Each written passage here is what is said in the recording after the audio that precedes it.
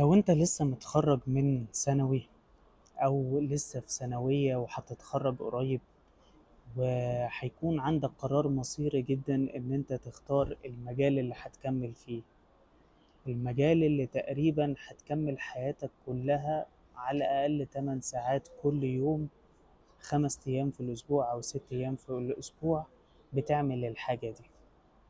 خد بالك كويس جدا من انك تختار الكلية أو المجال اللي هتتخصص فيه لبقية حياتك بناء على أي حاجة تانية غير نفسك. إن قرارك يبقى مبني على الناس هتشوفك إزاي أما تخش المجال ده، المجال ده ليه مكانة اجتماعية عاملة إزاي، والدك والدتك عيلتك هيبقوا فخورين بيك أما تخش الكلية دي، من غير ما تبص أنت من جواك بتحب إيه. وده الأهم، انت من جواك شغوف بايه، انت ربنا اداك ملكة او اداك جفت من ساعة ما اتولدت ان انت شاطر في الحتة دي.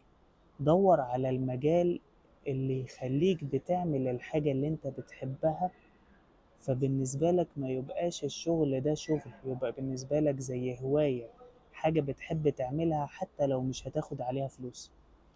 دي اهم حاجة انت المفروض تشغل نفسك بيها، وتاخد قرار الكلية اللي هتتخصص فيها من جوه لبره.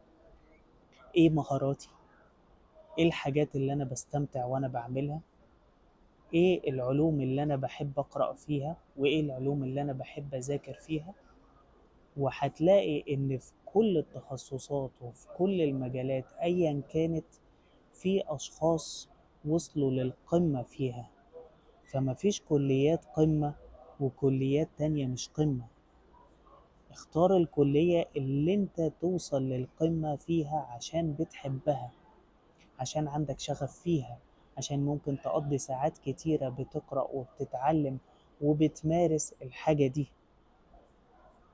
صدقني ساعتها هيبقى بالنسبة لك الشغل عبارة عن لعب، بتبقى مستمتع، بتبقى بتنجز أسرع، بتبقى مركز أكتر، بتبقى مبسوط وانت شغال.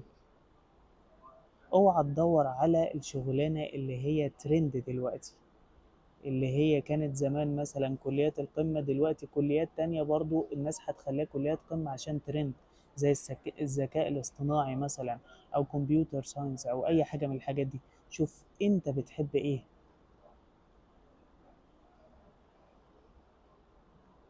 والنصيحة دي يعني ناس كتير، انا اولهم، كان نفسي ان حد يقولها لي، كان نفسي ان حد يقولها لي. مش مهم اهلك هيتبسطوا بايه لو دخلتوا، المهم انت هتتبسط بايه.